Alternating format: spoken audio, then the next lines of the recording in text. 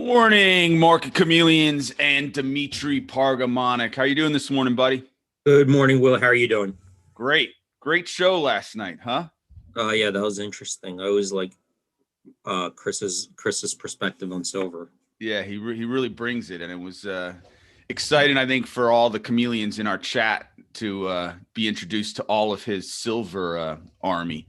There were Yep. lots of people on the chat. Very interesting. All right, but let's start sharing the disclaimer. Yep. Good morning, everyone. Before we get started, keep in mind Market Chameleon, Will and I are not registered investment advisors. We're not broker dealers. We're not telling you what to do. We're just sharing ideas. If you need professional help, contact your broker. That's what they're there for, to help answer your questions, provide you with guidance. There's the disclaimer. Very good. What are you seeing this morning? Let's start out. We'll take a look at the pre-market report, but I think because we got some big name companies reporting earnings today, I'll focus on the earnings. So these are the pre-market. These are stocks that are trading in the pre-market hours. We have the most active stocks, biggest percentage gainers, biggest percentage decliners. Actually, I already had this filtered. This is the unfiltered report, but I had it filtered to market cap 20 billion or higher. So let me just come back to that, see what's going on in the higher market cap stocks. So I'm using this market cap filter. And here I'm seeing that 73 made the percentage gainers list, 16 made our percentage decliners list. So from that perspective, looks like a more bullish opening for the market. There's some stock, I'm looking, these are sorted by highest percentage gainers right now. And we got like PBR, 7.3%. And I'm just noticing it's not very big volumes, 215,000 shares trading PBR, you got 59,000, 30,000. So nothing that is trading on a lot of volume in relative terms. So if there are no questions on the pre-market, I might just go straight to the earnings. Yeah, we've got a big earnings week, so go ahead. Yeah, so let's take a look at that. I'm going to come here, upcoming earnings. So these are stocks expecting to report earnings in the next 2 weeks. I'm going to filter this by stocks that trade 5,000 option contracts on average per day or more. So over 5,000. And let's just go here to the full report. So this is the list of stocks in the next 2 weeks. I'm going to jump to, these were today in the pre-market. So these are starting here. They're going to be expected to report today after the market close. Okay, so this is today after the market close. So we still have days of trading, today's day before they report earnings. So let's go over a couple of them, and then I might just take one or two big ones and go into a deeper analysis. Got Amgen, that's expected today after the market close. The straddle right now. So keep in mind, this is the straddle, buying a call, buying a put. So this is the implied move in either direction, up or down, right? So the implied move right now is expected 3.8% in either direction. This compares to a historical 4-quarter average move of 2.8% and a historical 12-quarter actual average move of 2.4%. So we see the implied right now 1% above the 4-quarter average, 1.4% above the 12-quarter average move. The high move in that stock is 5.7% in the last 12 quarters. Amazon, that's expected to report today after the market close. So maybe I'll take a look at Amazon today. And if we have time, I'll go a couple more. But right now, Amazon, as of yesterday's close, the straddle is implying a move of 5.5% in either direction. That compares to a historical 4-quarter average move of 6% and a 12-quarter average move of 4.1%. So we see where the implied move is 0.5% below that 4-quarter average, 1.4% above the 12-quarter average. The high move on that stock, 7.8% in the last 12 quarters. Google, that's also expecting to report today after market close. The straddle, as of yesterday's close, we're not open yet. So as of yesterday's close, implying a move of 5.3%. That compares to 4-quarter average move of 4.5% and a 12-quarter average move of 4.5%. So you could see here about 0.75% above the 4-quarter average and 12-quarter average. High move in Google, 10.4% in the last 12 quarters. CMG, that straddle is implying a move of 5.8%. That compares to a 4-quarter average move of 6.5% and a 12-quarter average move of 8%. So we're below the 4-quarter average and the 12-quarter average right now. High move on that, 24.4% in the last 12 quarters. This is Google again. They have like two different Google stocks. FEYE. Let me see. That's FireEye software company. It's expecting today after the market close, the straddle's implying a move of 13.7%.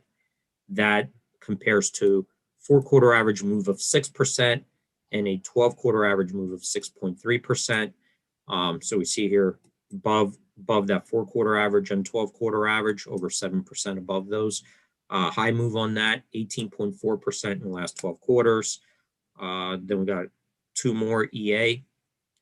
That's straddle's implying a move of 6.1% compared to a 4-quarter average move of 4.1 and a 12-quarter average move of 5%. So we're 2% above the 4-quarter average, 1.1% above the 12-quarter average. High move on that, 13.3% in the last 12 quarters.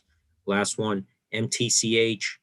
That's the straddle's implying a move of 9% in either direction with a 4-quarter average move of 8.6%, 12-quarter average move of 10.2%. So almost in line, a little bit above the 4-quarter average, below that 12-quarter average by 1.2%. High move on that, 24.2% in the last 12 quarters. So if you don't have specific questions, I might just let's go into Amazon first. And then if we have time, I'll continue, I'll look at some more of them. Sounds good. Okay. So let's take a look at Amazon. We'll take a look at it from the perspective of how the stock did historically after reporting earnings, heading into earnings, coming out of earnings.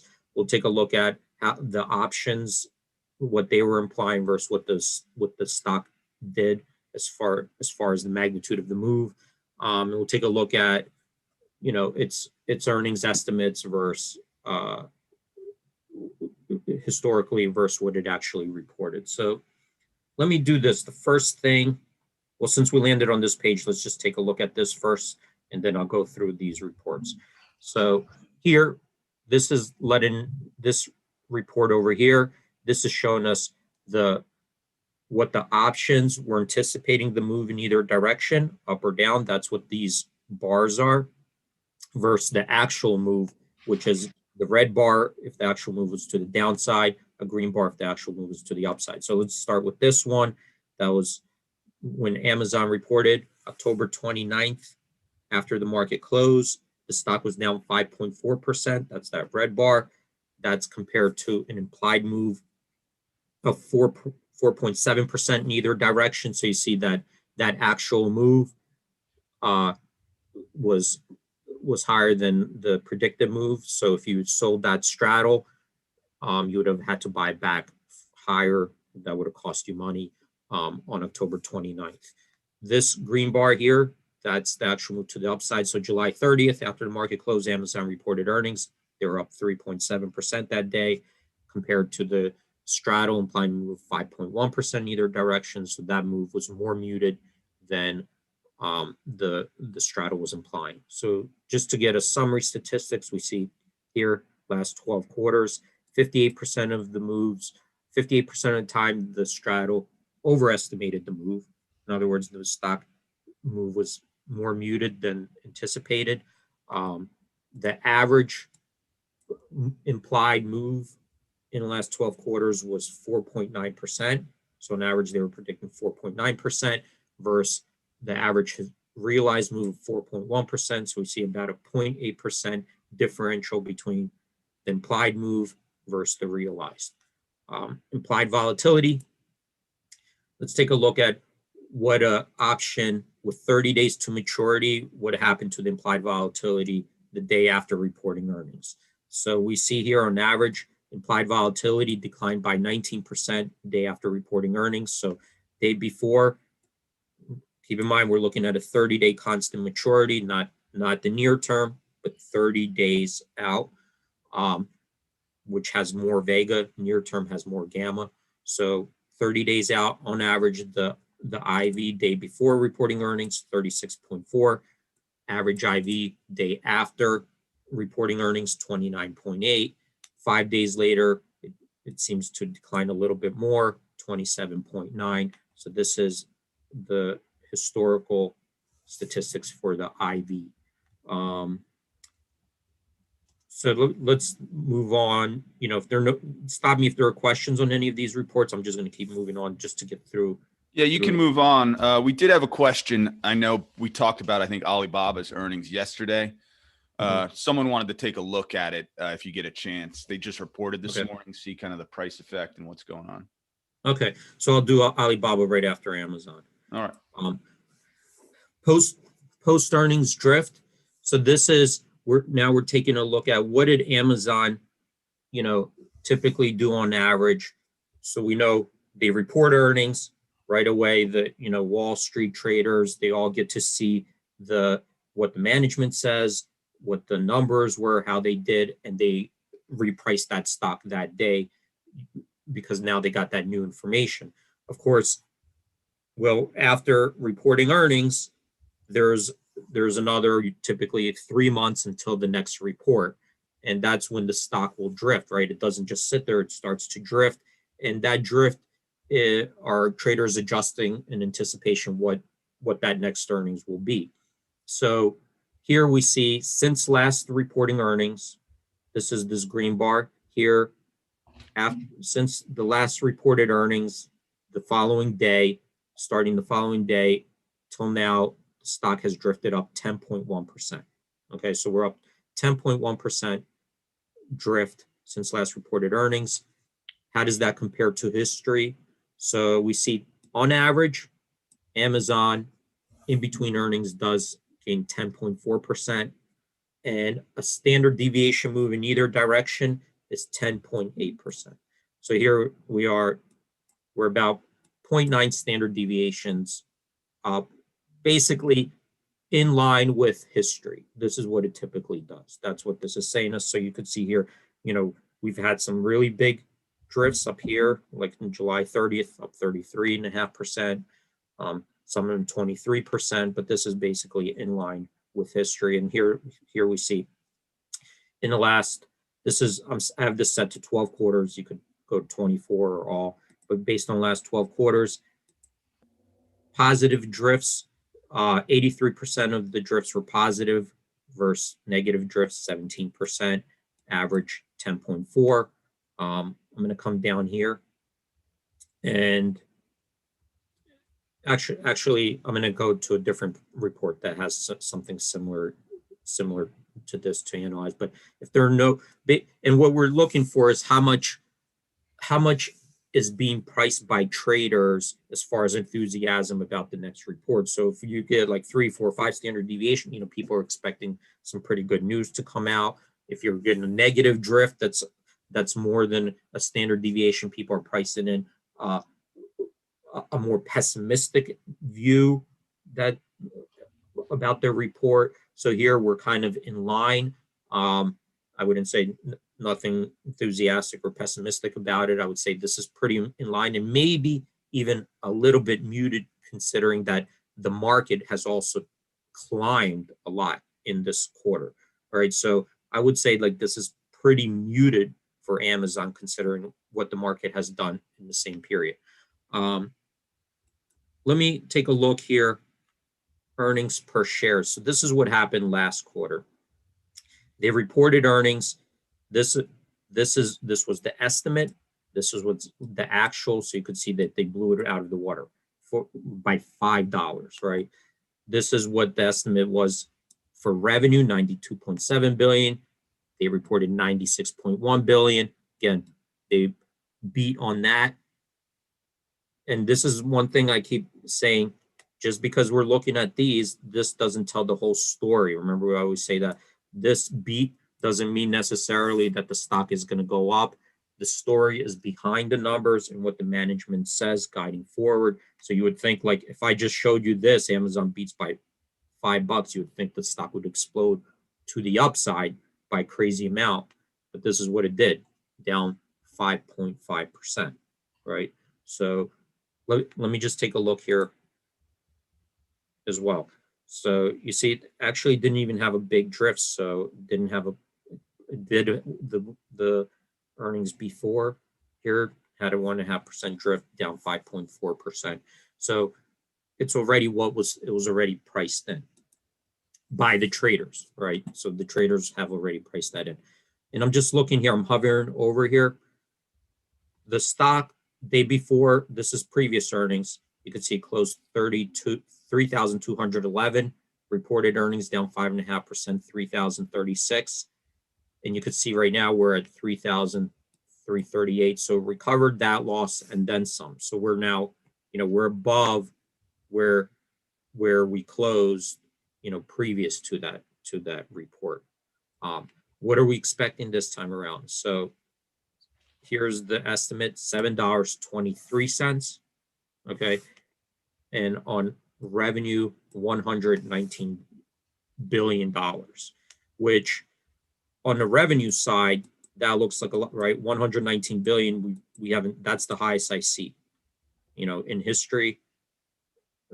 Oh, sorry, this is the actual. So that would be the highest revenue we've seen.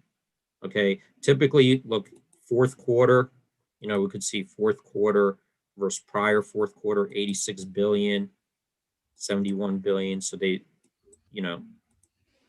how much it climbed, so you could see here, I'm just taking a look in history, how the fourth quarter compares to the other quarters real quick. So it does seem like typically fourth quarter is one of their best quarters. But they've been climbing all the way up. I'm going to take a look really quickly, any guidance that Amazon gave heading into this earnings, right? So they reported earnings. I'm going to click on this press release. So we know right now the consensus estimate is 119 billion. This is Amazon's last report. I'm not going to go through all of this just to save time, but you want to kind of read through this so you kind of know where they're concentrating their business, what numbers they are focusing on that they want to, because they're giving you benchmarks here that they're looking at, that they're focusing their business on, and that they want to beat. I'm going to scan just to see if there's guidance here. All right, so here we go, financial guidance, right? And I'm not going to read through all of this. I'll let you do this. I'm just showing you kind of where to go and look. So we see here net sales. This is for the fourth quarter guidance. This is what we're looking at right now. Fourth quarter coming out tonight. They're expecting net sales 112 billion to 121 billion. So you could see the growth rate here, right? That compares. So what my estimate is that the analysts are probably putting their numbers in between here. They'll probably typically they'll start raising it once you see the drift going much higher, or if the drift is going lower, they'll decline it. But 112 billion, 121 billion, and there you go, 119.17, right? So putting it right in between their guidance. There's a lot here to read. I just wanted to kind of point out to you how to get to there. And you have all day kind of to go and look through that information. But really quickly, that's Amazon's guidance going forward. Let me take a look here at stock patterns. So we see here this is historically in the last 12 quarters how the stock performed heading into earnings, after the day reporting earnings, and coming out afterwards. So typically the stock did pretty well heading into earnings. So we see, on average, it's gotten gains, 2 weeks heading into earnings, even the day before, we see, 75% of the time it's been up the day before the earnings, which would be like today. Again, this is history. That doesn't mean it has to repeat itself, but these are just, we're looking at distribution of returns around earnings. Day of reporting earnings, we see the gap up and down 50-50. On average, it's gained 0.8%. So typically what this is saying is the up moves were slightly higher than the down moves. The average move in either direction was 5.1%. So this is converting all these to positive numbers. When you're trading a straddle, remember you're looking at the magnitude of the move up or down. So 5.1% on average move up or down at the opening. From the open to the high, the average move was 1.2%. From the opening price to the low of the day, average move 2.6%. So it looks like the day of earnings, the distribution was a little bit biased towards the downside, right? So we see the average move to the downside was, the magnitude was higher than to the upside. From the open to the close of the day, tended to drift lower more often than higher. So 75% of the time, after the opening, whatever it did at the opening, 75% of the time drifted lower for an average loss of 1.4%. So that's why we see here, the gap move typically, an average was positive, but by the end of the day, the average return was negative. Heading out into earnings seemed like the next day it was a little bit weak, and didn't really start to recover until like 2 weeks later. All right, so maybe like clustering right around day of earnings and next day, it tended to be weak from a historical perspective. Again, it all depends on what they say in their report, right? So that, keep in mind, you gotta pay attention to what they say in that report. Well, what was the stock that you wanted to take a look at? I think it was Alibaba. Okay. No questions right now? Nope. On this? Okay. So here, did Alibaba report? I think they reported before the market this morning. So before the market this morning? Yeah. This is, okay. All right, so here we are in Alibaba. So you see heading into earnings, tended to, have slight gains. Probably the week before earnings was typically the best time. But it had gains heading into earnings on average. Opening gap, so we see 55% of the time it opened higher, 45% lower. Opening gap average 0.5%. So the magnitude of the up moves were slightly higher than the down moves. The average magnitude of the move in either direction, 2.3%. Here we see from the open to the high, average move 1.8%. From the open to the low, average move 2.5%. So those distributions bias more towards the downside. From the open to the close of the day, so it was slightly more negative than positive. So 64% of the time it closed lower from the opening, 36% higher for an average loss of 0.7%. So we see here, that's the distribution of returns the day of earnings. Although coming out of earnings, when we look at it the following day, it started to add to gains. So we see 73%. Next day was higher, 82%. On a 2-day return, it was higher. From the next day to 3 days, 64% of the time, it was higher, 1.4%. Let's take a look at the drift. So here we see, okay, there is no drift. It just restarted. It just reported earnings.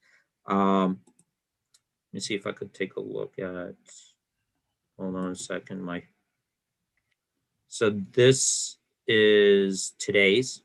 right? So what we see is that they earned $3.38.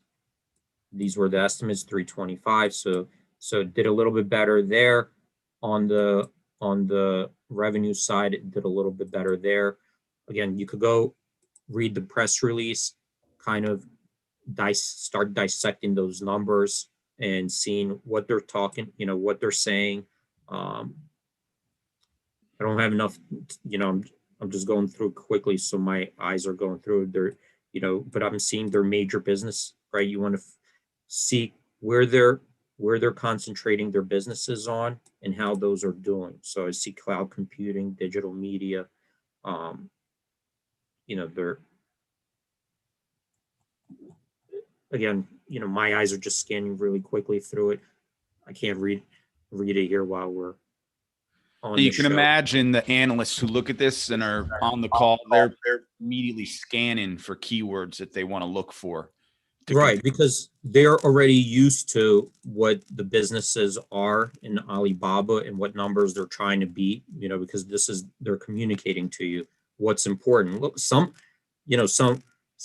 stocks have lawsuits going on that are important. That's the key. Those are the key metrics. Some stocks, their key metrics are subscriptions. So their model is, well, we're focused on subscriptions right now, so we don't care about earnings because we're just taking, we're going to monetize it after we get like a critical mass base. So this is going to tell you which metrics are important, and this is where the analysts are going to be following, right? The rationale behind it. So go look at the press release, see what they're talking about. And again, it's not necessarily this number. You got to find the metrics that are important to follow. Let me see, did I go over these? So, oops, sorry. So this is where we are right now in Alibaba. So this is the straddle, what it was implying. So you could see here, if we, yes, as of yesterday's close, that straddle is implying a move of 5.7%. Right now, I know we're down 0.5% in the morning. Don't know where it's going to close open, but if it's close to that, you see that move is a little bit more muted than usual. Historically, the options market overestimated the move 77% of the time. So the straddle was implying a bigger move than the actual move 77% of the time. On average, the straddle was implying move 5% in either direction versus average realized move of 2.9%. So we got about 2.1% differential between implied and realized. Implied vol, let's see what that tended to do. So this is looking at a 30-day IV. On average, 30-day IV, day after reporting earnings, was down 13%. Day before earnings, average IV 38.9. The day after, it dropped to 33.5 on average. 5 days later, tended to tick up, start coming back up, average 35.3. So that's really quickly Alibaba, try to go hit on as many different metrics as I could. There's 2 minutes left. Any questions, Will? 2 minutes left. You could take a quick look at, they're all talking about silver in the pre-market, SLV. Okay. It looks like it's getting whacked back down to earth this morning. So SLV down 4.8%, $1.20, down $1.27. We talked about it. We'll see how it does, but